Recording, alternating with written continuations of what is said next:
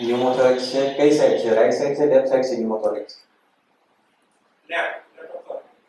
Left upper ઝોનમાં. અહીંયા આપણે વેસલની માર્કિંગ નથી દેખાતી. પ્લસ આ જે કોલેજ વિસરલ પ્લુરા છે એની માર્જિન આપણને દેખાય છે. યુઝ્યુઅલી એસોસિએટેડ આપણે આમાં જે ફોર્મની હિસ્ટ્રી હોય તો એસોસિએટેડ રીબનું જોવું પડે ફ્રેક્ચર છે કે કઈ રીતના. અહીંયા ત્યાં પાસ આ લોકો ઓલ્ડ ફ્રેક્ચર જોયું થોડું કેરસ ફોર્મેશન છે ત્યાં.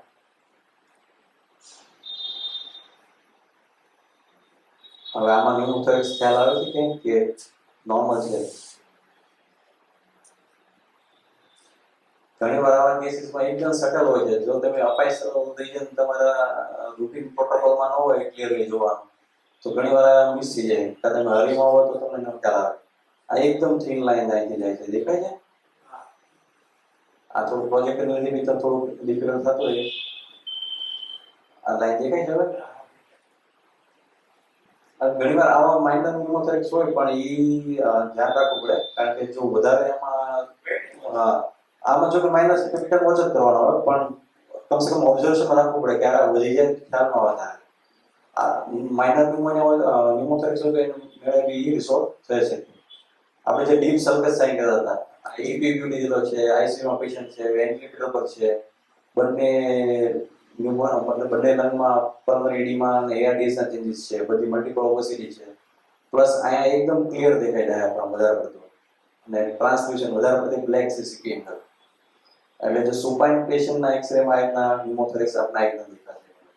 નોટ જે ટિપિકલ બીજામાં હતું આઈસીડી નાખેલી છે એટલે આઈસીયુ નો પેશન્ટ છે એના કેસીસમાં આવા ન્યુમોથોરેક્સ ડેવલપ થયેલું છે. હવે આ કેસીસમાં બી અહીંયા લંગ માર્કિંગ નથી દેખાતી આપણે લેફ્ટ અપર ઝોનમાં અને મિડ ઝોનમાં. બરોબર, લોઅર ઝોનમાં લંગ માર્કિંગ દેખાય છે પણ આ છે ને જાયન્ટ એમ્ફાઇસેમેટસ બુલિયનને લીધે છે. આના લીધે કોલેપ્સ છે અને આ પાર્ટ અહીંથી બીજા લંગની બાઉન્ડ્રી છે. હવે જે ન્યુમોથોરેક્સ હોય એ આપણે ટિપિકલી અહીંથી વિઝ્યુઅલ પ્લોરા દેખાશે આપણે અહીંયા એકદમ ક્લિયર. ઓલામાં જે જોતા હતા ને નીચે સુધી જતું હતું અહીંયા આમાં એકદમ જે કોલેપ્સ હોય ટિપિકલી એ રીતના જશે. આમાં તો એકદમ હોરિઝોન્ટલ ને ટ્રાન્ઝિયન્ટ છે. આમાં જે લંગ છે એની બાઉન્ડ્રી એ રીતના એટલે સુડો ન્યુમોથોરેક્સ મતલબ આમાં પછી આઈસીડી નું કારણ કે કઈ છે જ નહીં ખાલી.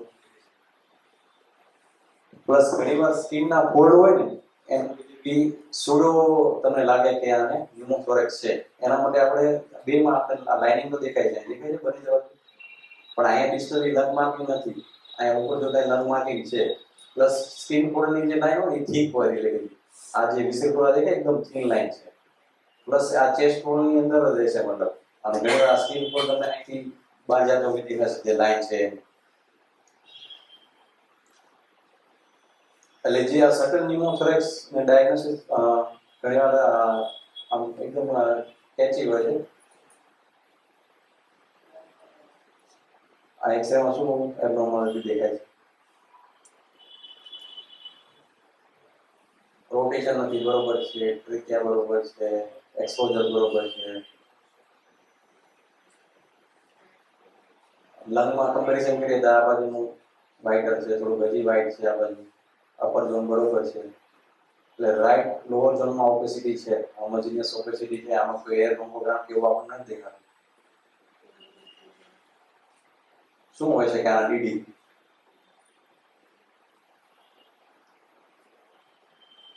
કોઈને પણ ખ્યાલ આવતો હોય તો કન્સોલિડેશન હોઈ શકે. કન્સોલિડેશનમાં પછી આપણે એર હોમોગ્રામની ડીડી દેખાય. પ્લુરલ ડિફ્યુઝન હોઈ શકે. એટલે આ કેસ છે પ્લુરલ ડિફ્યુઝનનો કેસ છે. જ્યારે moderate amount of plural diffusion હોય ને ત્યારે જે લંગનું જે આપણે છે એ કોલેપ્સ હોય ને એની આજુબાજુ બધે પાણી હોય એટલે આમ છે ને ગ્રેડિયન્ટ ઓબેસિટી એમાં જોવા મળે. નીચેથી ઉપરથી નીચે જાવ એમ વધારે વાઇટર થવા મળે કારણ કે લંગ હોય નીચે જાવ એમ વધારે કોલેપ્સ હોય. નીચે વોટરની ક્વોન્ટિટી વધતી જાય, ઉપર જાવ એમ લંગની ક્વોન્ટિટી વધતી જાય એટલે એ પ્રમાણે ગ્રેડિયન્ટ આમાં જોવા મળે જ્યારે મોડરેટ ડિફ્યુઝન હોય ત્યારે. માઇનરમાં તો આપણને ઇઝીલી થોડું ખ્યાલ આવી જાય કે સીપી એંગલ આપણે બ્લન્ટેડ છે એના લીધે. બરોબર. અને પ્લુરલ ડિફ્યુઝન ડિટેક્ટ કરવા માટે જો લેટરલમાં ડીક્યુબેટસ થાય તો 20 ml જેવો તો ખ્યાલ આવી જાય. બસ લેટરલ સ્ટેન્ડિંગમાં 50 ml. આપણે જે રૂટીન પીએ છે એમાં જો બ્લડ એમ દેખાતો હોય તો એટલીસ્ટ 150 to 100 ml જેવું એમાં ફ્લુઇડ છે પ્લુરલ કેવિટીમાં. જ્યારે માઇનર હોય 5 to 10 ml જેવું પીવે તો એ આપણે અલ્ટ્રાસાઉન્ડમાં ઇઝીલી ડિટેક્ટ થઈ જાય. સુપાઈમાં બી વધારે જોઈએ પ્લસ એપીમાં 500 ml જેવું જોઈએ, કારણ કે એમાં ડાયાફ્રામ બી એલિવેટેડ હોય અને એટલી બધું અમાઉન્ટ ઓફ ફ્લુઇડ જોઈએ કે આખી ઓપેસિટી ક્રિએટ થાય એપીમાં સુપાઈમાં. અનધર ક્વેશ્ચન છે એમાં gross left sided plural diffusion છે. ઓલમોસ્ટ થોડોક એરિયા બાકી છે અને સ્મોલ એરિયા અહીંયા નીચે દેખાય છે આપણને. એટલે આના મલ્ટિપલ ગ્રોસ આવે, મેલિગ્નન્સીમાં બી આવે, ટીબીમાં આવે, બેક્ટેરિયલ ઇન્ફેક્શન કોઝ હોઈ શકે. હવે જે પેશન્ટની પોઝિશન બી ડિપેન્ડ કરે કે આપણે પ્લુરલ ડિફ્યુઝન કેવું દેખાય છે. સુપાઇન હોય તો આ આપણે જે વાત કરી આમ ગ્રેડિયન્ટની જેમ દેખાશે છે. જ્યારે સ્ટેન્ડિંગમાં હોય તો બધું ફ્લુઇડ નીચે આવશે, લંગ થોડુંક ઉપર જશે. ઘણીવાર સબ પલ્મનરી ડિફ્યુઝન હોય ને એમાં લંગ તમારો આખું એલિવેટ થાય. ડાયાફ્રામની પેરેલલ આખી ઓપોસિટી હોય પ્લુરલ ડિફ્યુઝન, એમાં તમને સીટી એંગલ બી દેખાય. પણ એ કેસીસમાં મતલબ જો અલ્ટ્રાસાઉન્ડ સ્ક્રીનિંગ કરેલું હોય તો પછી હવે એને પિકઅપ કરીએ કે સબ પલ્મનરી ડિફ્યુઝન હોય એમાં.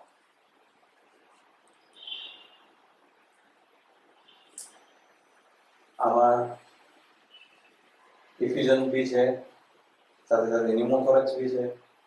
દેખાય છે lung વિસરલ boundary plus air fluid level, પાણી એરનું જે લેવલ દેખાઈ રહ્યું છે એટલે હાઇડ્રોન્યુમોથોરેક્સ છે આ કેસમાં. I think plural diffusion, consolidation આપણે એ બધામાં જોયું, એમાં કોઈને કંઈ ડાઉટ હોય કે થોડું કન્ફ્યુઝિંગ થતું હોય તો પાછળ ક્વિઝ છે, પછી બધા આન્સર આપવું પડશે. પછી અત્યારે કન્ફ્યુઝન હોય તો અત્યારે પૂછી લેજો.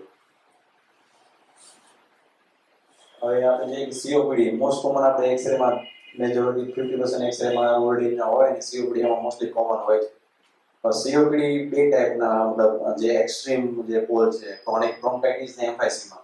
અને આ બધું ઘણા બધા પેશન્ટમાં કોમન હોય છે, મતલબ થોડું ક્રોનિક બ્રોન્કાઇટિસનો એલિમેન્ટ બી હોય ને એમ્ફાઇસેમા હોય.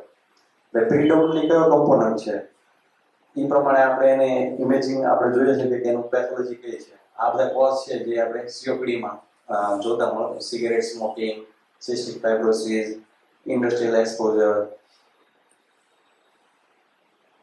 હવે જે સીઓપીડી, ક્રોનિક બ્રોન્કાઇટિસ અને એમ્ફાઇસેમા. ક્રોનિક બ્રોન્કાઇટિસ ને યુઝ્યુઅલી જે ક્લિનિકલ પિક્ચર હોય છે એ બ્લુ વોટર જેવું હોય છે, અને જે એમ્ફાઇસેમામાં પિંક પફર.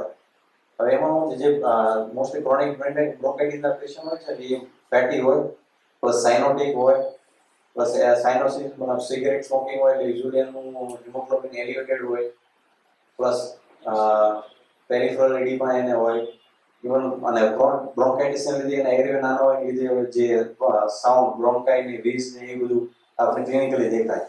એટલે at least chronic bronchitis entirely clinical diagnosis છે. એક્સરે આપણે યુઝ્યુઅલી જોતા હોય કે કેટલું એક્સટેન્સિવ ઇન્વોલ્વમેન્ટ છે કે નહીં, કાં તો પછી બીજા કોઈ કોઝ નથી ને, ઇન્ફેક્શન, ટીબી, એ રૂલ આઉટ કરવા માટે મોસ્ટલી આપણે ક્રોનિક બ્રોન્કાઇટિસમાં એક્સરેનો મેઇન રોલ ત્યાં છે. કારણ કે ડાયગ્નોસિસ મેઇનલી ક્લિનિકલ છે ક્રોનિક બ્રોન્કાઇટિસનો. ડેઇલી પ્રોડક્ટિવ કફ આવતું હોય 3 મહિના માટે અથવા વધારે, એટલીસ્ટ 2 કન્સિક્યુટિવ યર, 2 વર્ષમાં 3 મહિના કરતાં વધારે પ્રોડક્ટિવ કફ રહેતો હોય, મોસ્ટલી અર્લી મોર્નિંગ કફ હોય ને પ્રોડક્ટિવ રહેતો હોય તો આપણે ક્રોનિક બ્રોન્કાઇટિસનું ડાયગ્નોસિસ એનું ક્લિનિકલી આપણે મૂકી શકીએ. અને જ્યારે એમ્ફાઇસીમાં આપણે રેડિયોલોજીકલ ડાયગ્નોસિસ આપણે ઇઝીલી આપણે થઈ શકે. અને મોસ્ટલી એમ્ફાઇસીમાં વાળા પેશન્ટ ઓલ્ડર હોય, થીન હોય, શ્વાસ વધારે ચડતો હોય, પણ એમાં જે એરવે તો બરોબર હોય છે, એકદમ એર સ્પેસ એમાં ડિસ્ટર્બ થયેલા હોય છે, એટલે એમાં તમને બ્રોન્કાઇટિસ એવો સાઉન્ડ નહીં જોવા મળે, સાયલેન્ટ છે હોય. અને એક્સરે ટિપિકલ ડાયગ્નોસિસ હોય, હાઇપર ઇન્ફ્લેશન હોય, લંગ ફુગાની જેમ ખુલી ગયા હોય એટલે ડાયાફ્રામ નીચે પૂછતા હોય, હાર્ટબીટ પૂછતી હોય એટલે એકદમ સ્મોલ હાર્ટ દેખાય. આ જસ્ટ આના સિમ્પટમ છે અને કોમ્પ્લિકેશન છે જસ્ટ ઓવરવ્યુ માટે.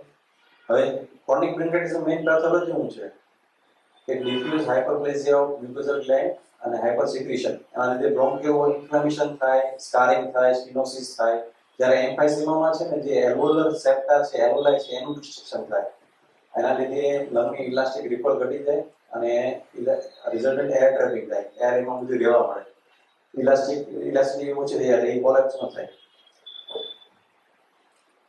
એમ એમ્ફાઇસિસ ના ડિસ્ટ્રીબ્યુશન મોર્ફોલોજી પ્રમાણે કયા ઇન્વોલ્વ છે, સેન્ટ્રીલોબ્યુલર છે, એ મોસ્ટલી સ્મોકિંગમાં જોવા મળે, પાન એસી ના રાખતા કોઈ એસી ના હોય, જે ડેફિશિયન્સી આલ્ફા 1 એન્ટીડિપ્રેસન્ટ ડેફિશિયન્સીમાં હોય, પેરાસિટલ જે મોસ્ટલી ડિસ્ટોલાયર હોય એમાં કરતા હોય. આજે સીઓપીડી ડાયગ્નોસિસ આપણે પીએફટી માં ખ્યાલ આવી જાય, કારણ કે એમાં ઓબ્સ્ટ્રક્શન હોય, એટલે કે આપણે જે ફોર્સ વાઇટલ કેપેસિટી હોય, ટોટલ એક્સપ્રેશન ની કેપેસિટી હોય, 2 લિટર આપણે એક્સપ્રેટ કરતા હોય, 1 સેકન્ડમાં જેટલો એક્સપ્રેશન થવું હોય એનો રેશિયો ઘટી જાય. નોર્મલી આપણે ધારો કે 2 લિટરમાંથી 1 સેકન્ડમાં 700 ml એક્સટ્રેક્ટ કરતા હોય, એની જગ્યાએ એમાં 500 400 ml, એટલે પીએફટી માં આપણે એડ કરી શકીએ ડાયગ્નોસિસમાં. હવે ચેસ્ટ એક્સરે પર ક્રોનિક બ્રોન્કાઇટિસ એકદમ નોન સ્પેસિફિક ફાઇન્ડિંગ હોય, એમાં બ્રોન્કિયલ વોલ થિકનિંગ હોય ને બ્રોન્કોવાસ્ક્યુલર માર્કિંગ ઇન્ક્રીઝ હોય, પ્લસ એના લીધે કાર્ડિયોમેગાલી સેકન્ડરી એમાં જોવા મળે. જ્યારે એમ્ફાઇસીમાં એમાં હાઇપરઇન્ફ્લેટેડ લંગ, ડિપ્રેસ હેમિડાયાફ્રામ, સ્મોલ હાર્ટ અને ઘણીવાર બુલસ ચેન્જીસ, વધારે પડતું ડિસ્ટન્સ જાય તો બુલ આવીને એમાં દેખાય. અને જે આ એમ્ફાઇસીમાના લીધે લંગ એક્સપાન્ડ થાય એટલે બેરલ ચેસ્ટ પડી જાય, લેટરલ બીમમાં આપણે બેરલ પડી હોય એ રીતના દેખાય. અને જ્યારે ટ્રેકિયા છે એ બંને સાઈડથી પુશ થાય એટલે કોરોનલ આમ નેરોય થાય, અને આ રીતના એપીવીમાં એની એલોંગેશન થાય સેઝાઇટલમાં. આ ક્લાસિકલ કેસ છે એમ્ફાઇસીમાનો. એટલે આ એમ્ફાઇસીમા ડાયગ્નોસ કરવા માટે એક તો હાઇપરઇન્ફ્લેટેડ રૂટીન જે આપણે એક્સરે હતા એના કરતાં વધારે બ્લેક દેખાય એક્સરે, પ્લસ જે આપણે રીપ કાઉન્ટ કરીએ એન્ટિરિયરલી 6 અને પોસ્ટેરલી 10 નોર્મલ પેશન્ટમાં જોવી દેખાવી જોઈએ, આમાં વધારે દેખાય. આમાં એટલીસ્ટ ઓલમોસ્ટ 5 પોસ્ટેરિયર 12 રીપ જેવી દેખાય છે. અને લેટરલ વ્યૂમાં એકદમ બેરલ છે દેખાય છે, એકદમ ચેસ્ટ એકદમ બેરલ છે, રાઉન્ડ દવા જેવી મતલબ થઈ જાય. એટલે એમ્ફાઇસીમાં યુઝ્યુઅલી ઘણીવાર યંગ પેશન્ટ હોય એમાં બી હાઇપરઇન્ફ્લેશન હોય, પણ યંગ પેશન્ટમાં મોસ્ટલી એમ્ફાઇસીમાં ન જોવા મળે. એટલે જો યંગ પેશન્ટમાં વધારે રીપ્સ દેખાતી હોય તો એમ્ફાઇસીમાં આપણે ડાયગ્નોસ ના કરવું. મતલબ મોસ્ટલી ઓલ્ડ પેશન્ટમાં હાઇપરઇન્ફ્લેટેડ લંગ પ્લસ ડાયાફ્રામ પાઇપના પુશ નીચે હોય, હાર્ટ રિલેટિવલી આપણે જોતા હોય એના કરતાં ઓછું હોય, ત્યારે આપણે એનું એમ્ફાઇસીમાં આપણે ડાયગ્નોસ કરી શકીએ. ક્રોનિક બ્રોન્કાઇટિસ જે ફીચર છે એ નોન સ્પેસિફિક છે. જે આપણે બ્રોન્કિયલ જોઈ એમાં જે બ્રોન્કાઇ છે એનું આ થિકનિંગ છે દેખાય છે, વ્હાઇટ રિંગ થાય, એ મેઇનલી પેરીએનલ રિજનમાં આ બધી મલ્ટીપલ વ્હાઇટ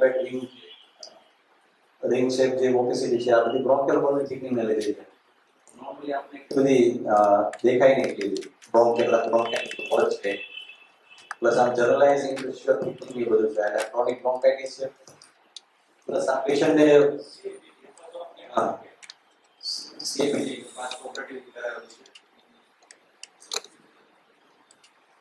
આ જસ્ટ કમ્પેરિઝન માટે આ જે ક્રોનિક બ્રોન્કાઇટિસ કેસ છે એમાં દેખાય છે મલ્ટીપલ રિંગ છે, મોસ્ટલી આયનામાં દેખાશે કારણ કે ત્યાંથી જે આપણા ટ્રેકોબ્રોન્કાઇટિસ છે બધા સેગમેન્ટમાં જતા હોય, એટલે જે એન્ડ ઓન આવતું હોય આપણે એક્સરે ડાયરેક્શનમાં આવતું હોય એ ટિપિકલી આપણે દેખાશે આ રીતના વાઇટ. જ્યારે એક્સરે ડાયરેક્શનમાં ન હોય ને એની પેરેલલ કે એની એન્ટી 90 ડિગ્રી એંગલ પર આમ જતો હોય તો એ આપણે લાઇનિંગ વધારે દેખાશે પ્રોમિનન્ટ. એટલે જસ્ટ આના જે નોર્મલ જે એક્સરે છે એના કરતાં વધારે પડતી લાઇનિંગ એકદમ ડર્ટી લુકિંગ જે એક્સરે દેખાય ને એટલે પ્રોમિનન્ટ બ્રોન્કોવાસ્ક્યુલર માર્કિંગ ને મોસ્ટલી ક્રોનિક બ્રોન્કાઇટિસ એના ડાયગ્નોસ આપણે મૂકી શકીએ. મેઇન તો જસ્ટ ક્લિનિકલી વધારે આપણે સસ્પિશન હોય ક્રોનિક બ્રોન્કાઇટિસ ને આ માઇનર ફાઇન્ડિંગ દેખાય તો પછી આપણે કન્ક્લુડ કરી શકીએ કે ક્રોનિક બ્રોન્કાઇટિસ જે છે. પ્લસ ચાઇલ્ડમાં બી એક્યુટ બ્રોન્કોલાઇટિસ થાય ત્યારે બી આ દેખાય પેરિફેરલ કફિંગ પેરીબ્રોન્કલ કફિંગ થઈ જાય, મોસ્ટલી વાયરલ ન્યુમોનિયામાં જોવા મળે એટલા ચાઇલ્ડમાં. સિટીમાં વધારે ઇઝીયર છે એક્સરે કરતા. આ જે બ્રોન્કાઈ છે એની દેખાય છે વોચેટી બ્લેક ક્વેશ્ચન છે એ સેગમેન્ટલ બ્રોન્કાઈ છે, આ વેસલ છે બધી જે વ્હાઇટ ડોટ દેખાય છે. આ નોર્મલમાં જે વેસલની બાજુમાં દેખાય છે બ્રોન્કાઈ બહુ ઇમ્પર્સેપ્ટેબલ હોય છે એકદમ થીન. આ જ્યારે ક્રોનિક બ્રોન્કાઇટિસ સાથે એકદમ આપણે રિંગ લાઇક દેખાશે. આમ આને સિગ્નેટરિંગ સાઇન બી કહેવાય. જ્યારે બ્રોન્કાઇટિસમાં છે ને આ જે ડાયામીટર વધી જાય આના કરતા, અને જે રિંગ ઉપર જે ડાયમંડ હોય ને એના જેમ સિટીમાં બ્રોન્કાઇટિસમાં દેખાય. આ જે મોસ્ટલી આપણે જોયું કે બ્રોન્કાઇટિસની હારે પલ્મોનરી આર્ટરી બ્રોન્કિયલ આર્ટરી બી જાતી હોય. હવે જે બ્રોન્કાઇટિસ હોય તો બ્રોન્કાઇટિસ એટલે શું? કે જે આપણું બ્રોન્કિયલ ટ્રી છે એનું ઇરિવર્સિબલ એબનોર્મલ ડાયલેશન થઈ જાય. અને એ પછી અંડરલાઈન ઘણા બધા કોઝ છે બ્રોન્કાઇટિસના. મોસ્ટ કોમનલી પોસ્ટ ઇન્ફેક્શન અને સિસ્ટિક ફાઇબ્રોસિસ એના લીધે બ્રોન્કાઇટિસ જોવા મળતું હોય છે ટિપિકલી. અને સીટી વધારે એક્યુરેટ છે કારણ કે એમાં ટાઈપ અને એનું ડિસ્ટ્રીબ્યુશન આપણે વધારે ખ્યાલ આવી છે. અને મોસ્ટલી ટિપિકલી જે એનું ક્લિનિકલ પ્રેઝન્ટેશન હોય બ્રોન્કાઇટિસનું એમાં રિકરન્ટ ચેસ્ટ ઇન્ફેક્શન થતા હોય. જે બ્રોન્કલ વોલ થિકનિંગ હોય એમાં થોડું ફ્લુઇડ પડ્યો રહેતો હોય લીધે રિપીટેડ ઇન્ફેક્શન થાય. પ્લસ એના લીધે પ્રોડક્ટિવ ટફ હોય, પ્લસ બહુ વધારે પડતું સ્ફુટમ આવતું હોય. અને ઘણી વાર વધારે પડતા ટફને લીધે ફાઇબર જે રેસેસને લીધે હિમોપ્લાસ્ટિસ થઈ શકે બ્રોન્કાઇટિસમાં. એના નંબર ઓફ કેસીસ છે ઘણા બધા. impaired oral defense, post infective most common છે, પછી એલર્જીમાં બી થઈ શકે. ઓબ્સ્ટ્રક્શન કાર્સિનોઇડ કે ફોરેન બોડી ગમે રીતે ઓપ્શન થઈ ગયું એના લીધે રિસોર્પ્શન થયું અને ડેમેજ થયું એના પછી બી આપણે બ્રોન્કાઇટિસ ડેવલપ થઈ શકે. ઘણીવાર કન્જનાઇટલ કાર્ટિલેજ ડેફિશિયન્સી હોય એના લીધે બી થઈ શકે. અને અધર બીજા તરીકે ક્રોનિક એસ્પિરેશન થતું હોય, સેરેબ્રલ પાલ્સી કે એના પેશન્ટમાં હોય, લેરિંજિયલ ફંક્શન ન હોય, ક્રોનિક એસ્પિરેશન થતું એના લીધે બી બ્રોન્કાઇટિસ થઈ શકે. હવે જે નોર્મલ આપણે જોઈએ તો ટેપરિંગ હોય બ્રોન્કિયલ જેમ પાછળ જઈએ એમ એનો કેલિબર ઓછો થાય. તો બ્રોન્કાઇટિસમાં શું થાય? કેલિબર ઓછો ના થાય, એકદમ પેરેલલ ડાબરા રેલના પાટા હોય ને જેમ એનું ડાયલેશન હોય. એકદમ સિલિન્ડ્રિકલ, જ્યારે વેરિકોઝ વેનની જેમ હોય ઇરેગ્યુલર. તો વેરિકોઝ બ્રોન્કાઇટિસ અને જ્યારે સિસ્ટ જેવું બનવા આપણે સિસ્ટિક બ્રોન્કાઇટિસ આના મોર્ફોલોજીકલ ટર્મ છે. સિસ્ટિક ફાઇબ્રોસિસમાં મોસ્ટલી આ સિસ્ટિક બ્રોન્કાઇટિસ વધારે કોમન જોવા મળે. જે એક્સરે આપણે જોઈએ કે લેફ્ટ છે મલ્ટીપલ ઓપેસિટીઝ આવે છે, પ્લસ એમાં એરફુલ લેવલ બી આવે છે. દેખાય છે એરફુલ લેવલ અહીંયા એક સ્મોલ એરફુલ લેવલ છે. આ બધા ડાયરેક્ટેડ બ્રોન્કસ છે અને એની અંદર ફ્લુઇડ ભરાયેલું છે. એસિડિટી માં આપણે વધારે ક્લિયર દેખાય છે આ બ્રોન્કલ ડાયલેશન છે.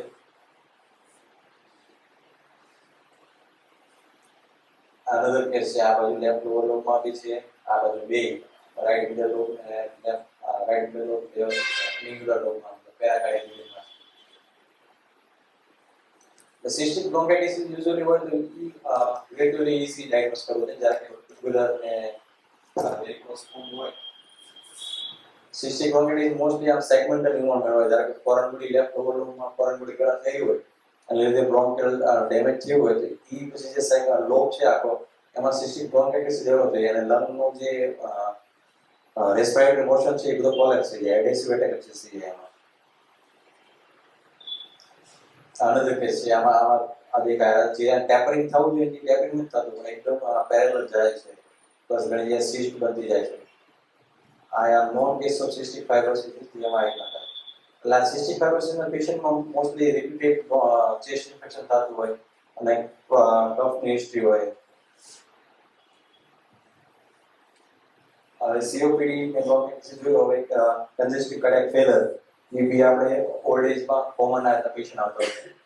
હવે લેફ્ટ સાઇડેડ હાર્ટ ફેલર છે કે રાઈટ સાઇડેડ હાર્ટ ફેલર છે એ તો આપણે પેલા સિમ્પટમ પરથી ખ્યાલ આવી શકે. કારણ કે એક્ઝિસ્ટન્ટ ડિસ્પનિયા હોય લેફ્ટ સાઇડમાં, સુવે ત્યારે એને ડિસ્પનિયા થાય, રાતે એને ડિસ્પનિયા થાય, વાતાવરણ ત્યારે વધારે શ્વાસ ચડે, એન્જાઇના, સિન્કોપ, સાઇનોસિસ આ બધા લેફ્ટ સાઇડેડ સિમ્પટમ છે. જ્યારે રાઈટ સાઇડમાં બ્લડ પ્રેશર ચેન્જીસ આવે એને લીધે પીડિયલ ઇડીમા, અસાઇટિસ, હિપેટોમેગાલી, જીઆઈ સિમ્પટમ એ બધા cause right sided heart failure હોય ત્યારે આપણે સિમ્પટમ જોવા મળે.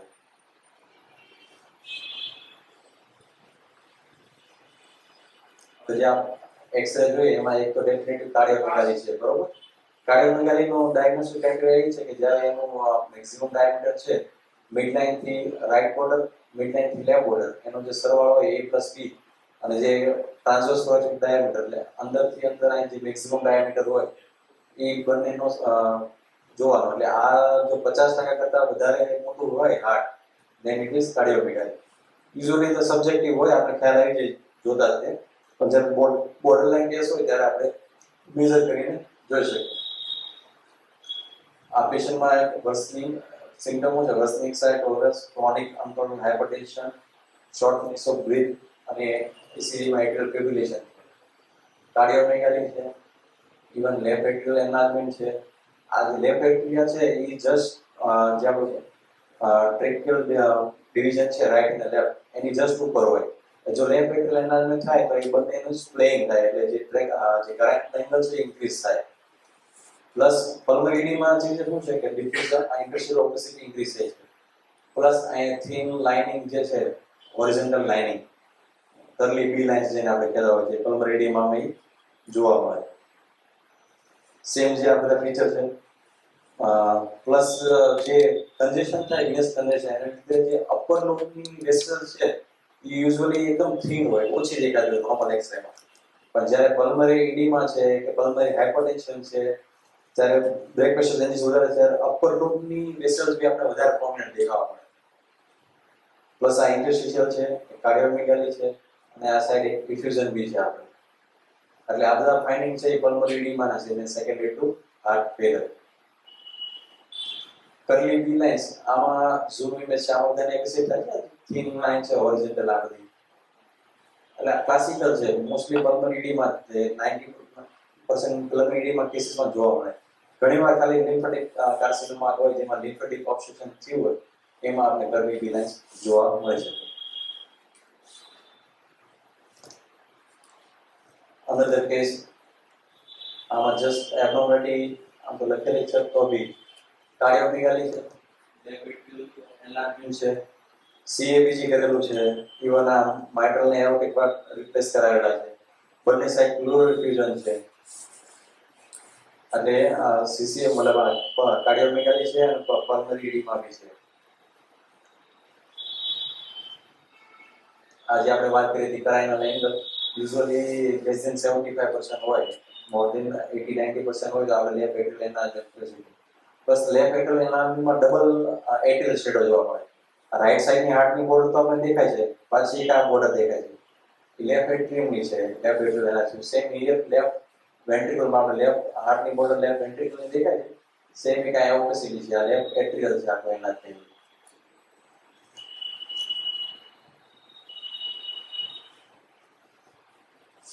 Similarly, another case છે આમાં બી પલ્મનરી કન્જેશન છે લેફ્ટ અપર લોબની વેસલ્સ બી પ્રોમિનન્ટ દેખાય છે ઇન્ટરસ્ટિશિયલ એડીમાં છે પ્લસ આ કરલી બી લાઇન્સ છે. હવે આ તો કોવિડ અત્યારે જો કે ટિપિકલી પહેલા ક્યારેય ભણવામાં નહોતું આવતું હમણાંથી જ્યાંથી કોવિડ આવ્યો છે ત્યારથી ઇનિશિયલી જે લંગ ઇન્વોલ્વમેન્ટ હોય છે ઇનિશિયલી 3 to 5 ડેઝમાં લંગ ઇન્વોલ્વમેન્ટ નથી હોતું કોવિડમાં જ્યારે અપર રેસ્પિરેટરી ટ્રેકમાં ઇન્ફેક્શન હોય ત્યારે અને પછી ધીરે ધીરે લંગ ઇન્વોલ્વમેન્ટ શરૂ થાય અને મોસ્ટ કોમનલી એનું સબપ્લુરલ ઇન્વોલ્વમેન્ટ હોય પ્લુરલની બાજુમાં એટલે આ સેમ છે 1 કલાક પહેલા એક્સરે કર્યો છે પછી સીટી એક્સરેમાં વેરી હાર્ડલી એપ્રિસિએબલ આપણે કઈ દેખાતું નથી થોડું કમ્પેરિઝન કરીએ હવે આ જોઈ પછી તો આ રિલેટિવલી સ્લાઇટલી ડાર્કર છે એના લીધે આ છે પણ આ એક્સરે આપણે રિપોર્ટિંગ નોર્મલ જ હોય આ એક્સરે ન દેખાય પણ જો સાથે સાથે ઘણીવાર ઇનિશિયલ કેસીસમાં જે માઇનર ઓપેસિટી હોય ને આપણે યુએસસી સ્કેનિંગ કરીએ તો આ જે સબપ્લુરલ ઓપેસિટી છે એ દેખાય છે યુએસસી એ બી તરીકે એમાં દેખાય એમાં બી.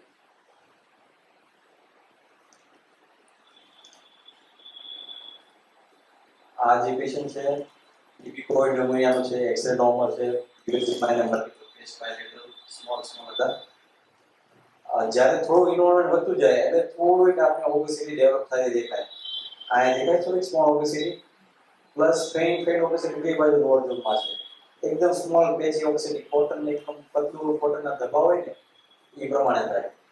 જ્યારે થોડુંક એડવાન્સ ઇન્વોલ્વમેન્ટ શરૂ થાય પછી આપણે મલ્ટીપલ ઓબેસિટી દેખાવા મળે ત્યારે રિલેટિવલી વાઇડ દેખાવા મળે આમાં રિવર્સ પેટર્ન જેવું છે દેખાય છે કઈ ફરક બધી ઓબેસિટી આ એટલે આ ખાસું એવું લંગ ઇન્વોલ્વમેન્ટ છે બંને બાજુ.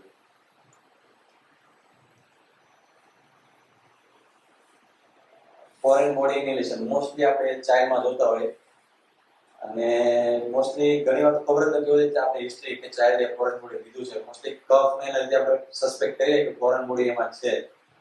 હવે ફોરેન બોડી કવડી છે એ પ્રમાણે ક્યાં લોસ થઈ આપણે જોઈએ કે લાર્જ ફોરેન બોડી હોય તો એ ટ્રેકિયામાં ફસાય છે. એનાથી સ્મોલર હશે તો બ્રોન્કિયલ ટ્રીમાં જશે અને most commonly right middle lobe અને રાઇટ લોઅર લોબ. કારણ કે એક તો ગ્રેવિટી અને પ્લસ બ્રેથ વધારે અને એકદમ સ્ટ્રેટ.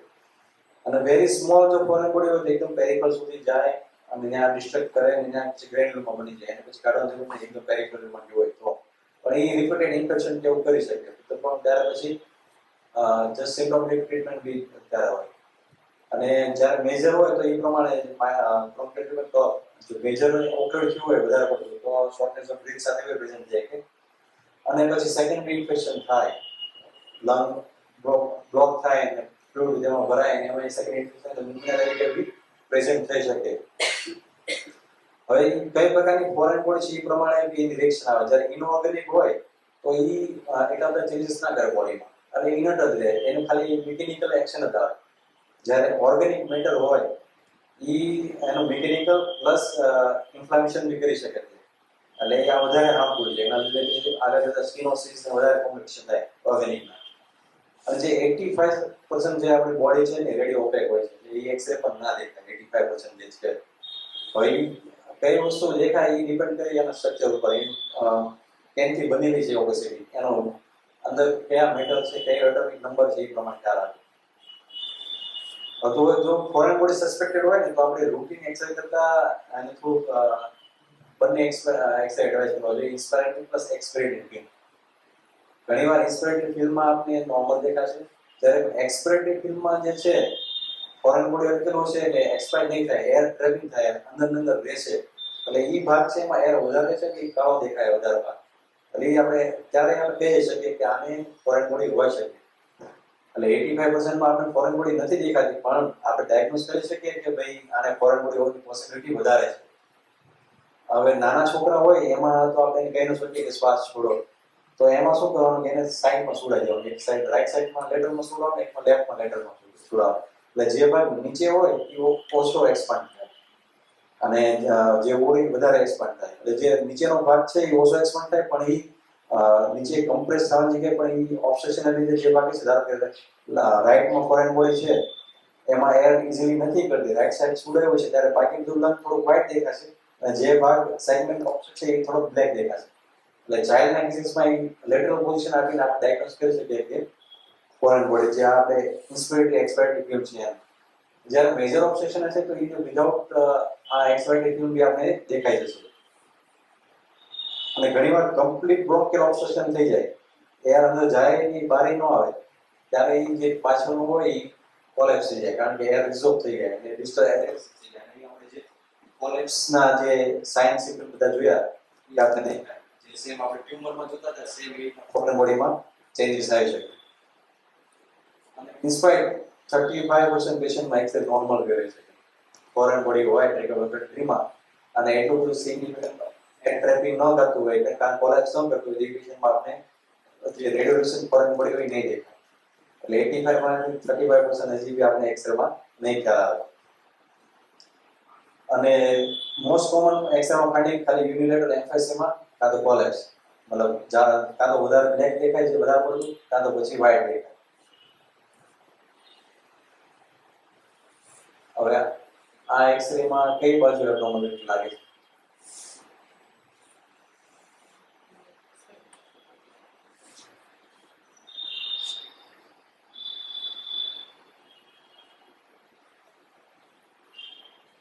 યુઝ્યુઅલી આમાં પછી રાઈટ સાઈડ થોડુંક વધારે ડાર્ક છે કમ્પેર ટુ લેફ્ટ સાઈડ.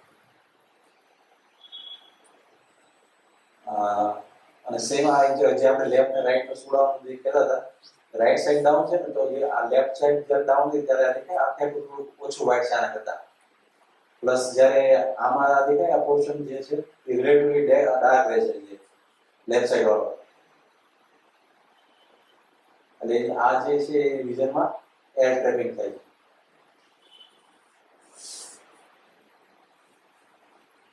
ઘણીવાર જે ફોરેન બોડી હોય છે થોડીક રેડિયો પેટ હોય ને અને આજુબાજુ એર હોતા આપણને ખ્યાલ આવી જાય. આ દેખાય છે લેફ્ટ સાઈડ મેન ફોકસમાં ફોરેન બોડી એના લીધે એર ટ્રેપિંગ બી છે. આ વધારે પડતું બ્લેક છે આના કરતા. લંગ માર્કિંગ થોડી ઓછી દેખાય છે લેફ્ટ લોવર લોબમાં.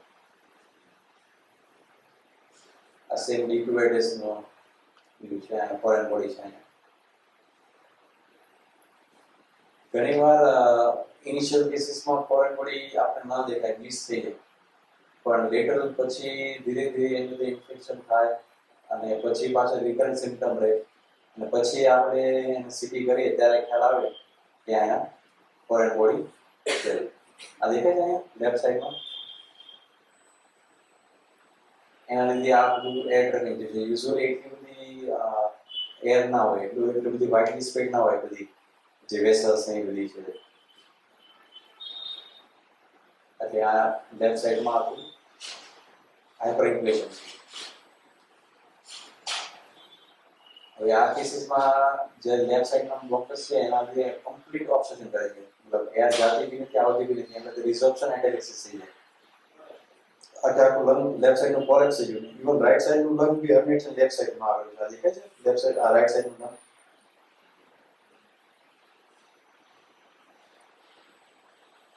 અને ઘણીવાર જે ફોરેન બોડી હોય છે આપણી ઇસોફેગસમાં મતલબ એરમાં નામ ચાઇલ્ડ છે નામ તો ટ્રેકિયામાં જવાનું કે ચાન્સ નથી મોસ્ટલી ઇસોફેગસ ક્રિકોઇડ કાર્ટિલેજની જગ્યાએ ત્યાં પસાર થયું છે ઘણીવાર તો નીચે નીકળીને સ્ટમકમાં બી હોય છે અને મોસ્ટલી જો આ પાઇલોરસ હોય ને એ મોસ્ટલી નેરો પોસ્ચર હોય છે પોઈન્ટ એ જે મેટાલિક ફોરેન બોડી હોય છે જો પાઇલોરસ ક્રોસ કરી ગયું તો મોસ્ટલી નીકળી જવાના ચાન્સીસ વધારે છે જો અહીં પાઇલોરસમાં અટી ગયું તો પછી એને એન્ડોસ્કોપી કરીને કાઢવું પડે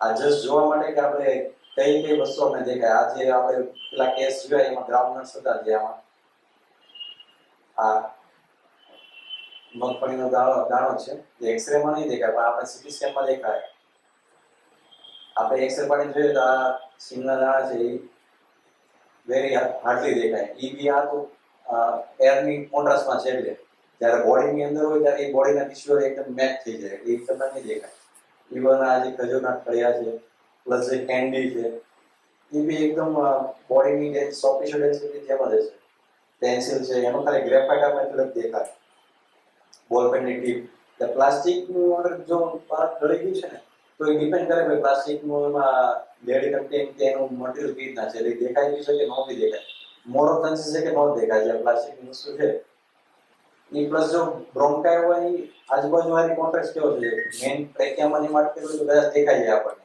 પણ પેરીફેરીમાં લંગ હારી ગયું તો નહીં દેખાય જ્યારે મેટલની વસ્તુ છે નાનો મોટો સ્ક્રૂ હશે તો બી આપણે દેખાઈ જશે ઇવન માર્બલ છે જે લખોટી છે એ બી કોમન થાય પણ એ આપણે દેખાઈ જશે એક્સ્ટ્રા ચશ્મા આમ ગઈ ન જાય પણ જસ્ટ જોવા માટે ગ્લાસ ફ્રેમ ગ્લાસ ની ગઈ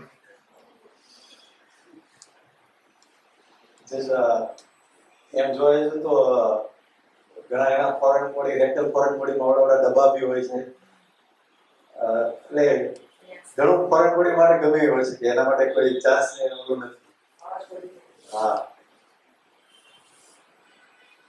વચ્ચે એક કેસમાં તો હેડ પણ હતું પર યુરેથ્રા યુરિનરી બ્લેડર સુધી વચ્ચે એક કેસ થયો તો પેન્સિલ હતી યુરિનરી બ્લેડરમાં એટલે આનો સુરતનો કેસ છે અહીંયા સ્વિમિંગમાં તો ત્યાં pencil urinary બ્લેડરમાં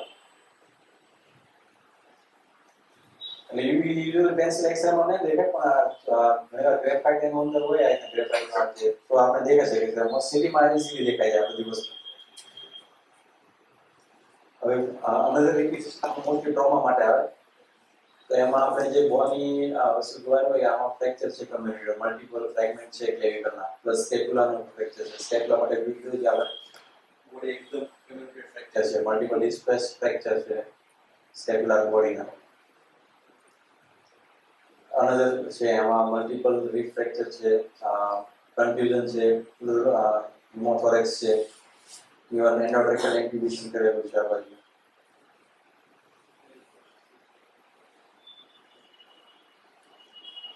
road traffic એક્સિડન્ટના કેસીસમાં surgical એફએસએમાં બી થાય સોફ્ટ ટિશ્યુમાં બી એર બધી ઘૂસી જાય છે કે પેક્ટોરલ્સમાં કે મસલની અલોંગ કે આપણા મસલ બી દેખાવા મળે છે ફાઈબરની અલોંગ એર મોસ્ટલી કોમ્બેટિવ કેસીસમાં કન્ફ્યુઝન હોય પ્લસ આ વેન્ટિલેશન એસ્પિરેશન ન્યુમોનાઇટિસ બી થયેલું હોય ડિફ્યુઝન આ એક્સરેમાં કોઈ ડિસાઇડ કરશે ક્યાં લીઝન છે, કઈ જગ્યાએ હોય છે ત્યાં? રાઈટ સાઈડ છે કે લેફ્ટ સાઈડ છે? રાઈટ સાઈડ છે, બરોબર. કયા ઝોનમાં છે? રાઈટ અપર ને મિડ ઝોનમાં, બરોબર. અને હોમોજીનિયસ ઓપેસિટી છે. શું હોય છે ત્યાં? કન્સોલિડેશન, ટીબી, માસ, હે સ્મૂથ રાઉન્ડ બોર્ડર હાઇડ્રેટેડ સિસ્ટ જોઈ શકાય આવી રીતના. એટલે મોસ્ટલી રાઈટ અપર લોબમાં છે legion. Right upper right middle હોય તો મોસ્ટલી હાર્ટ બોર્ડર આવી ગઈ આવે. એટલે રાઈટ મિડલ લોબ હોય તો મોસ્ટલી અહીંયા હોય. રાઈટ સાઈડ ની રાઈટ એન્ટ્રી મારી હોય. એટલે મોસ્ટલી રાઈટ અપર લોબમાં હોય છે. પણ આ લંગનું લીઝન છે એ શ્યોર છે આપણે, કારણ કે આ પાછળ આપણે જે બ્રોન્કિયલ માર્કિંગ ને રિસલ માર્કિંગ બધું નોર્મલ છે કે ડિસ્ટોર્શન તો દેખાતું નથી ત્યાં કઈ. એ બધી પોતપોતાની રીતે જાય છે, ત્યાં કઈ ડિસ્ટર્બન્સ છે નહીં. એટલે ઘણી વાર આપણે ક્લિનિકલી બી જોવું પડે પેશન્ટને શું છે. જોઈએ તો અહીં લાઇપોમા છે આગળ સોફ્ટ ટિશ્યુ. એટલે ઘણી વાર પેશન્ટને જોવું પડે ત્યારે આપણને ખ્યાલ આવે કે ભાઈ આ ઓબેસિટી કેના લીધે છે. સિમિલર હમણાં એક કેસ હતો, એમાં એકદમ હોમોજીનસ ઓબેસિટી હતી. પ્લસ અલ્ટ્રાસાઉન્ડ કરીને જોયું તો આ પેક્ટોરસ મેજર મસલની નીચે મોટું કોલ્ડ એબ્સેસ હતું. એટલે ઇવન યુએસજી કરીને બી આપણે ખ્યાલ આવી શકે હિસ્ટ્રી શું છે પેશન્ટની. ઘણીવાર બીજી જગ્યાએ હોય અને એવી જગ્યાએ હોય ત્યાં પેશન્ટ હિસ્ટ્રી ન લેતા હોય તો પછી આ ઓબેસિટી બીજી રીતે ડિસ્ક્રાઇબ થઈ શકે છે.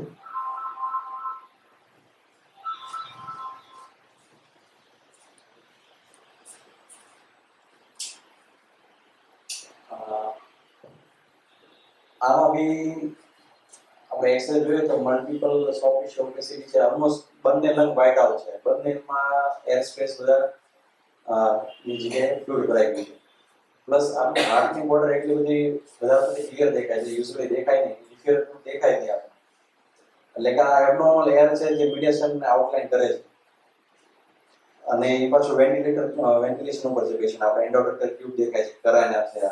મોસ્ટલી કરાયનાથી અપર હોવું જોઈએ, 1.5 to 2 સેન્ટીમીટર અબવ હોવું જોઈએ. કારણ કે પેશન્ટની નેકની મૂવમેન્ટ એના લીધે એટલું બધું ફ્રી સ્પેસ રાખવો પડે એમાં દેખાય. તો આ કેસમાં ન્યુમો મીડિયાસિનમ છે.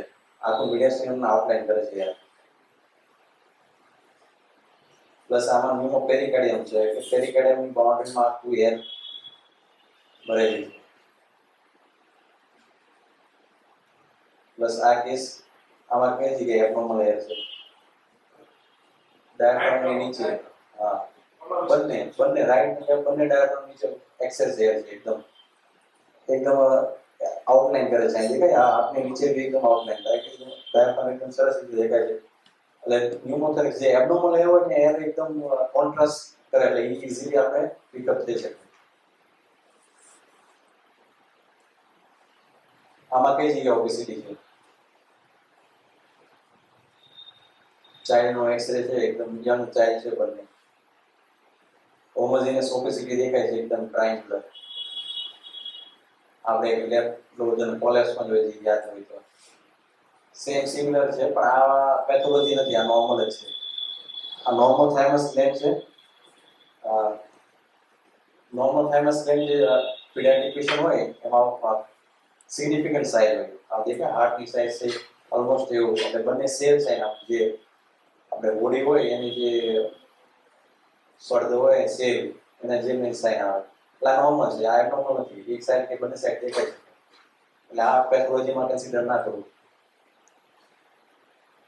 સિમિલરલી આપણે સર્વાઇકલ રિંગની વાત કરી હતી. જે ડોર્સલ વર્ટેબ્રા હોય એના ટ્રાન્સમિશન અપરની બાજુ હોય ત્યારે સર્વાઇકલના સાઈડ લોવરની બાજુ. અને જે બે એક્સ્ટ્રા રિબ આવે છે એક્સ્ટ્રા સર્વાઇકલ રિબ છે. આના લીધે ન્યુરોજેનિક સિમ્પટમ કે વાસ્ક્યુલર સિમ્પટમ આવી શકે અપર લિમ્બમાં ને એરિમાં. અને યુઝ્યુઅલી જે રીબ હોય નાની હોય છે, આને કદાચ પતલી હોય છે બધા રીબ કરતા. પણ એ મે બી આ જે ફર્સ્ટ રીબ જેવી બી હોય શકે મતલબ સર્વાઇકલ. હવે જે મિસલિનિયસ વસ્તુ જોઈએ કે આપણે વચ્ચે જોયું તો કે એકદમ મિડલાઇનમાં હોવું જોઈએ. ઘણી વાર શિફ્ટેડ હોય રાઈટ કે લેફ્ટ સાઈડ અને આજુબાજુ ઓપોસિટી હોય મોસ્ટલી જે સુપિરિયર મીડિયા સિસ્ટમમાંથી ઓબેસિટી આવતું હોય મોસ્ટ કોમન તો જે ગોઈટરના લીધે આ ડિસ્પ્યુસ સાચી હોય જે થાઇરોઇડ છે એનું વિટ્રોસ્ટર્નલ એક્શન છે એના લીધે કેટેગરી થઈ છે. આ કેસમાં જે આપણો હાઇલમ બનવું છે એ વધારે પ્રોમિનન્ટ છે હાઇલમ રાઈટ ની લેફ્ટ મેન બ્રોન્કસ છે અને હાઇલમ વધારે પ્રોમિનન્ટ છે. એ આ કેસીસમાં હિસ્ટ્રી છે જોઈન્ટ પેઇન ને ઇરિથેમા નોડોઝલ એટલે સાર્કોઇડોસિસમાં મોસ્ટ કોમનલી લિમ્ફેડેનોપેથી નથી જોવા મળે. વેરી સ્ટેજ હોય છે એક્સરે વાઇઝ ખાલી લિમ્ફેડેનોપેથી હોય લિમ્ફેડેનોપેથી પ્લસ પેરેન્કાઇમલ ન્યુમોનિયા હોય અને અલ્ટિમેટલી લાસ્ટ સ્ટેજમાં ફાઇબ્રોસિસ ની થઈ જાય. સિંગલ સાર્કોઇડોસિસ કેસમાં મલ્ટિપલ એન્લાર્જ લિમ્ફ નોડ છે બાયલેટરલ હાઇલામાં.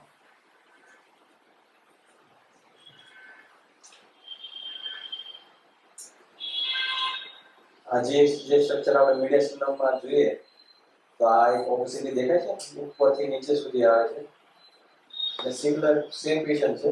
ઓબેસિટીની સાઇઝ ડ્રાસ્ટિક ડિફરન્સ છે વિધિન 1-2 ડેઝમાં. એટલે આ કેસીસમાં આ ઇસોફેગસ ડાયલેટ થયેલું છે. આના બેરિયમ જે આપેલું છે એમાં આપણે દેખાય એકદમ થિન સ્ટ્રીપ છે એકાલેઝા કાર્ડિયા મતલબ આ એક નેરોઇંગ છે એના લીધે આખું ડિસ્ટેન્ડેડ થયેલું છે ઇસોફેગસ. ઇસોફેગસ યુઝ્યુઅલી તો એટલું સ્મોલ જ હોય આખું આ ડાયલેટેડ થયેલું છે. આમાં દેખાય છે કેસ આખું ઇસોફેગસ ડાયલેટેડ છે સિટીમાં. હવે લાસ્ટ આપણે જોઈએ મેડિકલ ડિવાઇસ આપણે એક્સરે ઘણા જોતા હોય છે. એન્ડોટ્રેક્ટિયલ ટ્યુબ છે. ન્યુમોથોરેક્સ હોય તો એન્ડોટ્રેક્ટિયલ ટ્યુબની સુપિરિયર વ્યૂ હોય. જ્યારે પ્યુરલ ઇન્ફ્યુઝન કે એના માટે ડ્રેન કરવા માટે મૂકેલું હોય તો એની જે ટીપ હોય એ નીચે હોય.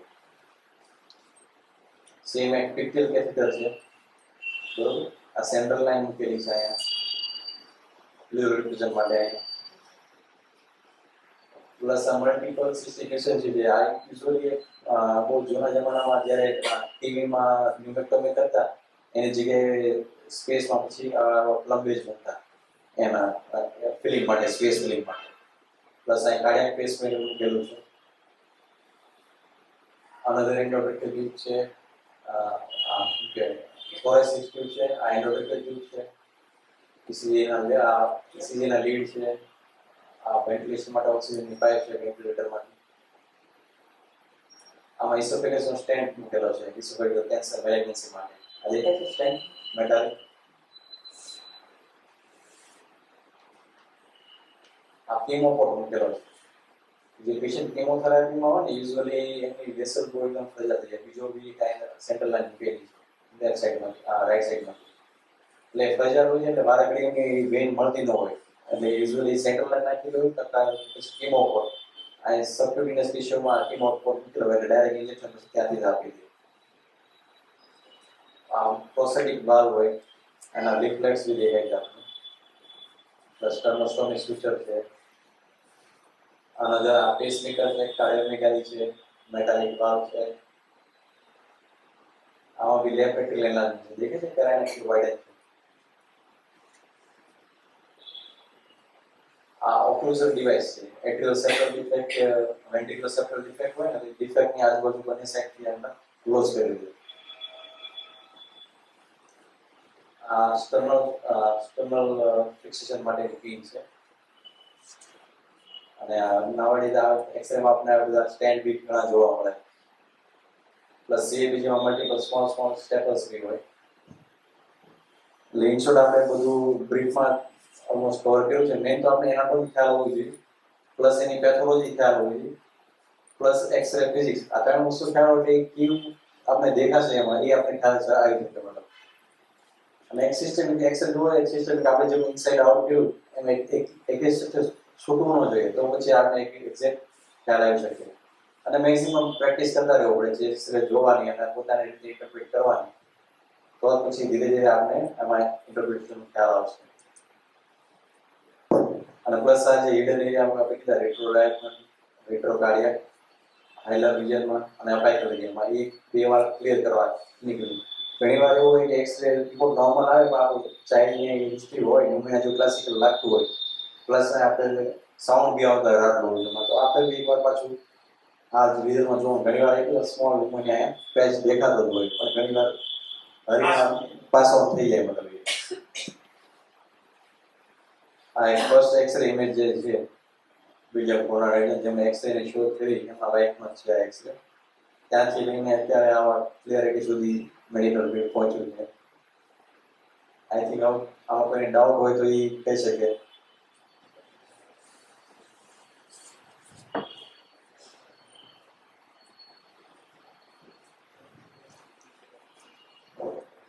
કોઈને કઈ ક્વેશ્ચન કે રીતના? પોઝિશન વાઇઝ એક્સરે જોવા છે. હા મોસ્ટલી તો પીએવયુ હોય છે. એપીયુ મોસ્ટલી આઈસીયુ પેશન્ટ એમાં જ લેતા હોય છે. એપીયુ નો આમ કઈ રિકમેન્ડેશન નથી અને ઘણીવાર ઓબ્લિક વ્યૂ અમે લેતા હોય કારણ કે હિસ્ટ્રી ખબર હોય કે ટ્રોમા માટે આવ્યા છે તો રિપ્સ માટે ઓબ્લિક વ્યૂ બેટર હોય છે. એટલે એ ઓબ્લિક વ્યૂ જે સાઈડનું હોય એ પછી આખી રિપ્સ દેખાય આપણને બરોબર ક્લિયર. જે એપીપીએવયુ માટે રિપ્સ ક્લિયર ના દેખાય એટલા પ્રમાણે. અને ટ્રોમા માટે હોય તો ઓબ્લિક વ્યૂ બી સજેસ્ટ કરી શકાય. અને મોસ્ટલી પીએવયુ હોય છે. લેટરલ વ્યૂ મોસ્ટલી ઇસોફેગસ રીજન ધારો કે આપણે એકેલેજર કાર્ડિયામાં જોયું છે. હવે એમાં ક્લિયર કરવું હોય કે આ ઓક્સિજન કેની છે તો તમે લેટરલ વ્યૂ લો તો પાછળ ઇસોફેગસમાં શેડો ખ્યાલ આવી જાય. ઇન શોર્ટ પેથોલોજી જો આ ડિટરમાઇન ન થતી હોય અને એના પોઝિશન પર તમને ખ્યાલ આવી જાય તો કેવું છે તો પછી પી અને લેટરલ વ્યૂ સજેસ્ટ કરી શકાય. પ્લસ જે ફોરેન બોડીમાં ઇન્સ્પિરેશન એક્સપિરેશન બંને વ્યૂ સજેસ્ટ કરવાના. બધે જ્યાં બી આપણે લખી જાય છો અને ઘણી વાર ત્યાં બી ગમે ટ્રસ્ટ કે એમાં ગયું હોય તો ત્યાંથી કોઈ ઇન્સ્પિરેશન એક્સપ્રેશન કે ફોરેન બોડી હિસ્ટ્રી પૂછવાનું ન હોય એટલે ત્યાં બંને વ્યૂ કરના પણ એટલી તો પછી આપણે એક્ઝામિન કરી શકીએ કે ભાઈ એ રીતના છે બંને વ્યૂ સજેસ્ટ કરી. બીજા કોઈ ક્વેશ્ચન? આઈ થિંક બધાને કાંઈ ખ્યાલ નથી આવ્યો લાગે.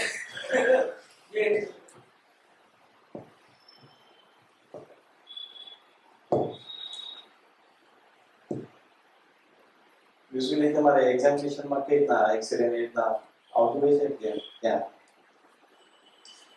ડ્યુરિંગ કોલેજ અને ડિટેલમાં નહીં પણ ઇન શોર્ટ એક્ઝામિનેશનમાં બી કેસ પ્રેઝન્ટેશન એમાં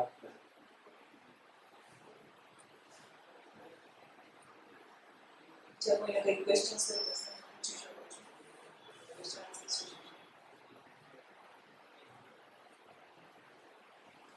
કોઈ પણ હા હિમોથોરેક્સ અને હાઇડ્રોથોરેક્સમાં એક્સરેમાં કઈ ડિફરન્શિએશન થાય? હિમોથોરેક્સ અને હાઇડ્રોથોરેક્સમાં એક્સરેમાં બંને સેમ આવશે કારણ કે વોટર અને બ્લડ બેની ડેન્સિટી ઓલમોસ્ટ સેમ જ હશે. હિમોથોરેક્સ અને હાઇડ્રોથોરેક્સ આપણે ડિફરન્શિએટ તો એક તો બોલવામાં ટ્રોમા હિસ્ટ્રી છે હિમોથોરેક્સમાં પ્લસ હાઇડ્રોથોરેક્સમાં ટ્રોમા હિસ્ટ્રીની ઇન્ફેક્શન કે ટ્રોમા હોય પ્લસ અલ્ટ્રાસાઉન્ડથી આપણે ડિફરન્શિએટ કરી શકીએ હિમોથોરેક્સમાં. હિમોથોરેક્સમાં યુઝ્યુઅલી ફોર્સ ઇકોજેનેસિટી આખું જે ડિફ્યુઝન હોય એની જ્યારે હાઇડ્રોથોરેક્સ હોય એ થોડું ક્લિયર હોય પ્લસ હિમોથોરેક્સમાં સેપ્ટેશન ને જો થોડું ક્રોનિક હોય તો સેપ્ટેશન વધારે વધી ગયું પ્લસ હિમોથોરેક્સ ઘણીવાર મેલિગ્નન્સી હોય પ્લુરાની કોલ કરતી હોય તો એમાં બી હિમોથોરેક્સ જોવા મળે તો એમાં આપણે યુએસજીમાં સોફ્ટ ટિશ્યુ ઓબેસિટી બી જોવા મળશે પ્લસ એક્સરેમાં બી હિમોથોરેક્સની આડી જે પ્લુરલ લાઇનિંગ છે ચેસ્ટના રિજનમાં બી ઓબેસિટી જોવા મળે આપણને એટલે ક્લિનિકલ પિક્ચર પ્લસ યુએસજી ને રીતે આપણે હાઇડ્રોનિયમ કરીએ કે મેં તો જે ટ્રોમા હિસ્ટ્રી હોય તો એમાં જે દેખાય હિમોથોરેક્સ જ હોય એટલે એ રીતના આપણે બે ડિફરન્શિએટ કરી શકીએ. સેમ ચાઇલોથોરેક્સ બી આવે ચાઇલોથોરેક્સમાંથી આપણે લિમ્ફેટિક ડક્ટ હોય એનું ઓબ્સ્ટ્રક્શન હોય કે એની ઇન્જરી હોય ત્યારે ચાઇલસ ફ્લુઇડ આવે એ રિલેટેડલી થોડું લેસ ડેન્સ હોય કારણ કે એમાં લિપિડ અને ફેટ કન્ટેન્ટ વધારે હોય ચાઇલોથોરેક્સમાં એ જે થોરાસિક ડક્ટની ઇન્જરી હોય એમાં થઈ શકે એ બી રોડ ટ્રાફિકેશનના કેસીસમાં પણ બહુ વેરી રેર કેસીસમાં ચાઇલોથોરેક્સ થાય. બીજા કોઈને કઈ ક્વેશ્ચન્સ? ઘણી વાર કેસીસ ફિમેલમાં યુઝ્યુઅલી બ્રેસ્ટ સિડમના હિસાબે મોસ્ટ કોમનલી થઈ શકે આ જે બ્રેસ્ટ સિડમ કોઈ હેઝીનેસ આમાં આવી જાય એટલે એમાં બી આપણે સિમેટ્રી જોઈ લેવાની બંને સાઈડ સિમેટ્રિકલ છે કે નહીં અને બ્રેસ્ટ પછી ઘણી વાર જે માસ્ટેક્ટોમીના પેશન્ટ હોય ને એમાં એક સાઈડ બ્રેસ્ટ સિડો એબ્સેન્ટ હશે એટલે એક સાઈડ અપોઝિટ સાઈડ તરફ થોડું વાઇડર દેખાશે એટલે કે ન્યુમોનિયા કે એવું સસ્પેક્ટ નહીં કરવાનું કારણ કે એ બ્રેસ્ટની ડેન્સિટી ઓછી થઈ ગઈ માઇનસ થઈ ગઈ એટલે થોડું વધારે બ્લેક દેખાશે. ફિમેલમાં આમ બી એક્સપોઝર બી વધારે જોઈએ ને શોર્ટ અહીંયા ડેન્સર એટલે આ જે રિજનમાં થોડુંક ડિફિકલ્ટ પડે એમાં કમ્પેરિઝન કરવું પડે અને પ્લસ હિસ્ટ્રી વાઇઝ જો સ્ટ્રોંગ હોય તો પછી આપણે એક્ઝામિન બીજી રીતે કરી શકીએ યુએસ ઇમ્પ્રૂવ થઈ જાય તો કે તમે કરે તમે સ્ટેથોસ્કોપથી તમે કરી શકો કે આ બધું ક્રેશ વધારે આવે છે આ બધું નથી આવતા ડેન્સિટી સ્ટ્રાઇકિંગ વધારે છે એટલે ક્લિનિશિયન એન્ડ ઉપર થોડુંક એના એક્સ્ટ્રા એડવાન્ટેજ એ રહે કે તમે સ્ટેથોસ્કોપ મૂકીને જોઈ શકો કે ભાઈ ક્યાં સાઉન્ડ આવે છે આ સાઉન્ડમાં આવે છે ત્યારે સડન ઓબેસિટી ડિફરન્સ હોય તો બી તમે ડાયગ્નોસિસ મૂકી શકો કે અહીંયા ન્યુમોનિયા છે કન્સોલિડેશન છે અને જો હોસ્પિટલાઇઝેશન ન કર્યું તો પછી તો આપણે ડિફિકલ્ટ છે કે ડિસિઝન કરવું એમ એટલે એ પ્લસ એડ થઈ જાય ક્લિનિકલાઇઝેશન તો આપણે એક્સરે માં પેથોલોજી વધારે ક્લિયરલી આઈડેન્ટિફાઈ થઈ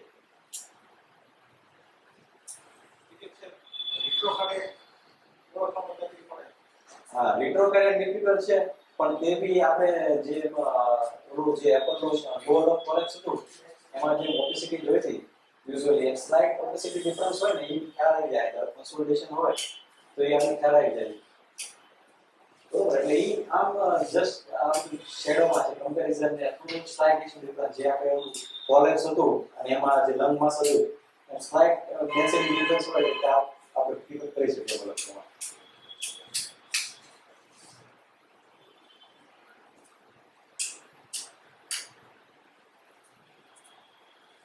I think our mental if is X-ray માં normal abnormal તો ખ્યાલ આવી જશે કે ઘણી વાર થોડુંક ડિફિકલ્ટ એમાં થાય છે કે જેમાં ફોરેન બોડી એમાં છે કે ભાઈ બ્રાઇટ વાઇટ વાળું એબનોર્મલ છે કે લેફ્ટ સાઈડ વાળું છે તો એમાં પછી થોડુંક ઓસ્કલેશન થી આપણે ખ્યાલ છે કે જે રાઈટ સાઈડ થી થોડુંક સાઉન્ડ ઓછા છે હા ક્રેશ કહેવાય છે બીજા એરોઇન છે પ્લસ કમ્પેરિઝન અપર ઝોન સાથે કરી શકાય વેસલ માર્કિંગ સાથે એ ત્યારે કરી શકાય પણ એ બહુ રેર કેસીસમાં આપણે ફોરેન બોડી વાળા આપણે આ એટલે પહોંચવું ક્રિયાટીમાં વધારે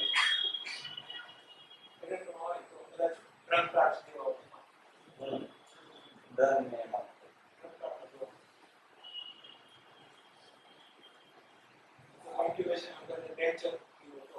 હા એમાં એક છે કે નેચર ઇસોફેગસ ને એમાં જાય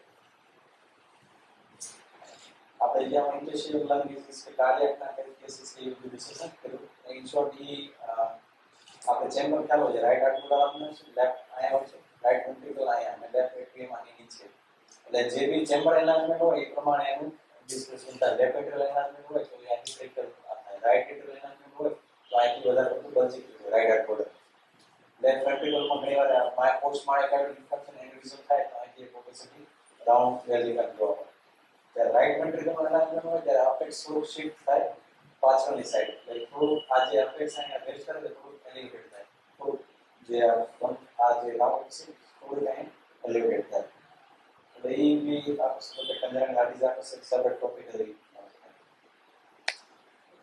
વેબસાઇટ के रेफरेंस भी आपने बताना फर्दर स्टडी करो હા એટલે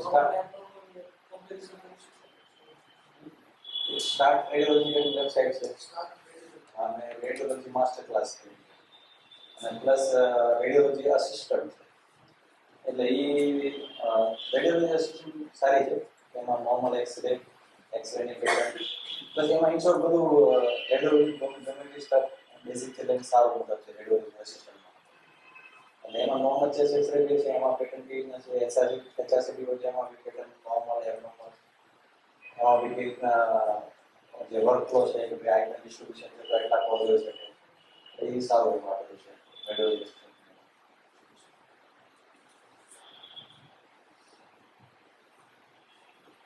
Further point any questions? we have an question better છે એટલે ઇન્શોર્ટ પહેલા બી આપણે ફીચરમાં કાંઈ એક્સેસ જોયા હોય ત્યારે બી ડાઉટ આવ્યો હોય તો એ બી પૂછી શકો છો મતલબ બેટર છે કે ત્યારે સોલ્વ કરો જ્યારે પેશન્ટની સામે કે એમાં પ્રેક્ટિસમાં કરવું ને કરતા તમે એવું ઘણી વાર પ્રેગ્નન્સીમાં બી નથી કરાવતો પ્રેગ્નન્સીમાં બી થઈ શકે આમ જે બારથી લેડર પર કરાય એમાં કંઈ કોન્ટ્રાડિક્શન નથી પ્રેગ્નન્સીમાં એબ્સોલ્યુટ નેસેસરી રિસ્ક વચ્ચે આને કેટલું આપણે રિઝલ્ટ મળે છે રિસ્ક જેવા રેશિયો જોવા મળે છે એમાં બી થાય છે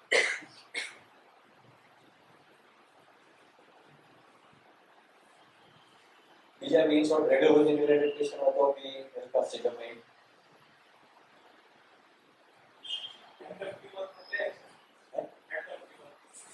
એન્ટર ટ્યુમર ક્લેપ્સિલા ન્યુમોનિયામાં પલ્મોનરી એડીમામાં ભાઈ જ્યારે ફિશરલ ડિફ્યુઝન થાય ક્લેપ્સિલા ન્યુમોનિયામાં બી ફિશર ની અંદર લોક્યુલેટેડ થઈ જાય એટલે આપણને માસ જેવું લાગે એટલે ઈ આપણે ટ્યુમર જેવું લાગે એટલે આપણે બેસિકલી જે ચેસ્ટ પકડે છે એન્જિન દેખાય છે. સોનોગ્રાફીમાં ઇન્ફ્લામેશનના લીધે સ્વેલિંગ છે અને આમ રેગ્યુલર સ્વેલિંગ છે એન્લાર્જ છે રેગ્યુલર હા એટલે એ ડિફરન્શિએટ થાય ઇન્ફ્લામેટરી એન્લાર્જમેન્ટ છે એટલે ત્યાં કેમ એપેન્ડિક્સ સોનોગ્રાફી હા એ ખ્યાલ છે કે ઇન્ફ્લામેશન એક્ટિવ છે કે ક્રોનિક છે. ક્રોનિકમાં મતલબ એકદમ માર્ક હાઇપર થિકનિંગ હોય સરાઉન્ડિંગ મતલબ એટલું બધું ઇન્ફ્લામેશન ન હોય પેટનું. હા એક્યુટ ફેઝમાં વાસ્ક્યુલારિટી વધી જાય સરાઉન્ડિંગ જે ફેટ હોય એની એડિમેન્ટ થોડી બ્રાઇટ હોય અને પ્લસ ટેન્ડરનેસ બી વધારે હોય જ્યારે પ્રેસ કરીએ ત્યારે એટલે જે એક્ટિવ ઇન્ફ્લામેશનના સાઇન જ્યારે પેલર નોલર રૂબર એ બધા અલ્ટ્રાસાઉન્ડમાં બી આપણે જોઈ શકીએ સામાન્ય ઇમિડીમાં હોય વાસ્ક્યુલારિટી વધી ગઈ હોય પેઇન વધી ગયું હોય એ એક્ટિવ ઇન્ફ્લામેશનમાં થઈ શકે.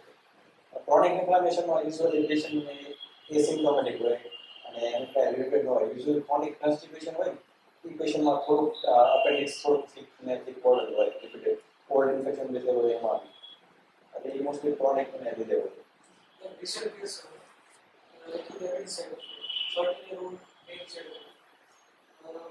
એક્યુટ ઇન્ફ્લામેશનમાં અગિયાર થિકનેસ અને સાથે related terminal symptom terminal inflammation CRP 87 ને આસપાસ થોડું કોન્ફિડન્ટ સિમ્પ્ટોમેટિકલી પેશન્ટ બેટર છે ટેન્ડરનેસ પ્રોગ્રેટિવનેસ પણ નથી CRP નોર્મલ છે થોડું નોર્મલ ડિગ્રી ફીવર પણ નથી એપિટાઇટ નથી નોર્મલ છે ફીવર પણ હજુ થિકનેસ છે ઇન્ફ્લામેશન સ્વેલિંગ હોય હજુ ત્યાં એટલું રિડ્યુસ નથી ટેકનિક તો થોડી ગ્રાઉન્ડ ટાઈપ પરચીસ છે કારણ કે જે એપેન્ડિક્સનું છે ઘણી વાર ક્લિનિકલ રેડિયોલોજીકલ મિસમેચ થતું હોય એટલે હું એ જે પ્રશ્ન પૂછ્યો એ ક્રોનિકમાં ઇનશોર્ટ ક્રોનિક એપેન્ડિસાઇટિસ યુઝ્યુઅલી કોઈ સિમ્પ્ટોમેટિક નથી કરતું પણ અમુક વાર લખેલું છે કે એપેન્ડિક્યુલર ડિસ્પેપ્સિયા એટલે ક્રોનિક ડિસ્પેપ્સિયાના સિમ્પ્ટમ રહે હાર્ટ બર્ન આ તે એ કેટલું કોરિલેટ મેં ખાલી વાંચેલું છે કેટલું કોરિલેશન જે ખ્યાલ નથી અને ક્રોનિક પછી એકવાર એક્યુટ એપેન્ડિસાઇટિસ એકવાર એક્સેપ્ટ હોય પછી નોર્મલ તો એકદમ નોર્મલ તો નથી થવાનું એ જે ડિપેન્ડ કે કેટલો ટાઈમ સુધી ઇન્ફ્લામેશન છે એ પ્રમાણે એકદમ ક્રોનિક થિકનિંગ થઈ જશે અને એ ઓવર ધ ટાઈમ ધીરે સ્લાઇડલી રિડ્યુસ થશે એટલે એ આપણે વિધિન 1 વીક કે એના ડ્રાસ્ટિક ડિફરન્સ નહીં રહે આપણે સ્ટાર્ટ છે ઇન્સાઇડ રિડ્યુસ પોસિબલ નેટમાં થિકનેસ પેલા એટલે એક વીક પછી આપણે સિગ્નિફિકન્ટ મતલબ ઇમ્પ્રુવમેન્ટ તો છે પણ એ જે ક્લિનિકલી સિગ્નિફિકન્ટ નથી જે રેસિડ્યુઅલ અને ઘણીવાર એન્ડ્રોકોલાઇટિસ હોય એમાં ટર્મિનેલિયમ બી હોય સિમ્પટમ અસેન્ડિંગ કોલોન ને એપેન્ડિક્સ બી હોય પણ એ પર્ટિક્યુલર પોર્શન બીજી ઇન્ફેક્ટિવ છે ટિપિકલ એક્યુટ એપેન્ડિસાઇટિસ નથી મતલબ જનરલાઇઝ પ્રોસેસનો પાર્ટ છે એપેન્ડિક્સ અને એમાં સર્જિકલ ટ્રીટમેન્ટ નહીં આવે એમાં તો મતલબ જે રૂટીન ટ્રીટમેન્ટ હોય એન્ડ્રોકોલાઇટિસ ને એ જ રહે.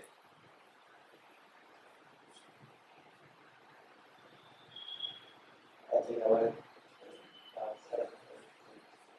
Thank you very much. Flowers are-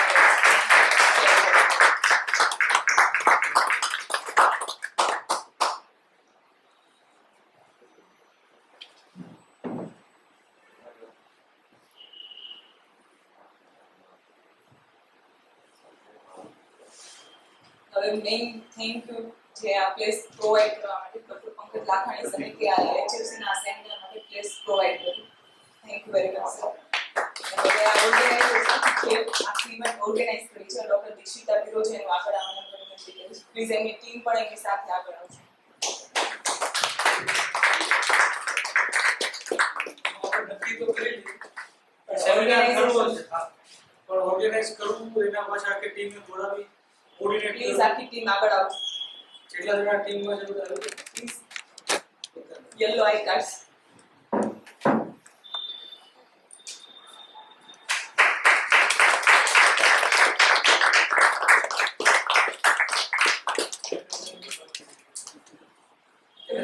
એ પણ આપણે arrange કરીશું.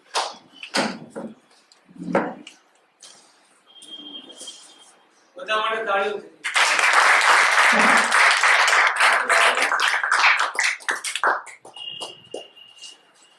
હું ડોક્ટર પંકજ સરને વિનંતી કરીશ કે આ સેમિનારને એન્ડ તરફ લઈ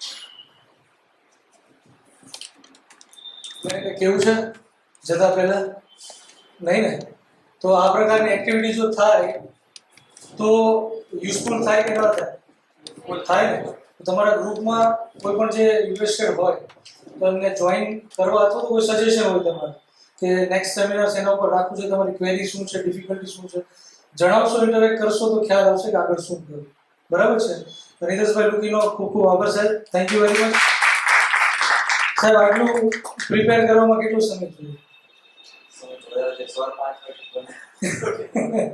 એટલે ઘણા કલાકો અને ઘણા વર્ષોનો એક્સપિરિયન્સ છે એને સમેટતા સમય જોઈએ એટલે આટલો સમય કાઢીને આપણા માટે વિધાઉટ એની એક્સપેક્ટેશન સાહેબે જે પીરસ્યું છે આપણે એના માટે સાહેબ થેન્ક યુ વેરી મચ અને મિત્તલબેન વાઘાણીને રિક્વેસ્ટ કરીશ કે સાહેબ માટે જે મોમેન્ટો છે એ પ્લીઝ પ્રેઝન્ટ કરે ડન અને પેલું બોક્સ પણ હશે thank you very much sir thank you very much last time જે બાકી રહી ગયું ને થેન્ક યુ થેન્ક યુ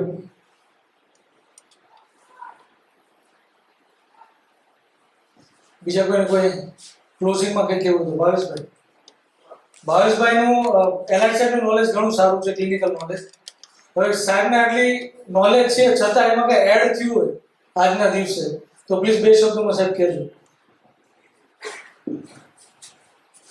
પેલું તમે હાર્ટ શેપનું એક્સપ્લેન કર્યું એપીપી એ મારા માટે નવું હતું ડિસ્ટન્સ અને પેલું પ્રેક્ટિકલી સમજે લાઈવ શેડો એ વધારે એ જ મારા માટે નવું હતું થેન્ક યુ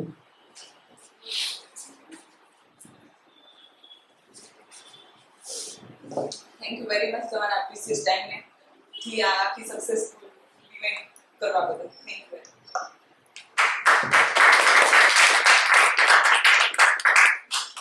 નેક્સ્ટ મીટિંગમાં મળીએ બધા અને રેફરન્સ માટે જે વેબસાઇટ આપી છે એમાં તમે ફર્ધર સ્ટડી કરો તો રિપીટેડ એક્સપિરિયન્સ અથવા રિપીટેડ પ્રેક્ટિકલ સ્કિલ્સ સુધરશે રજિસ્ટ્રેશન કમિટી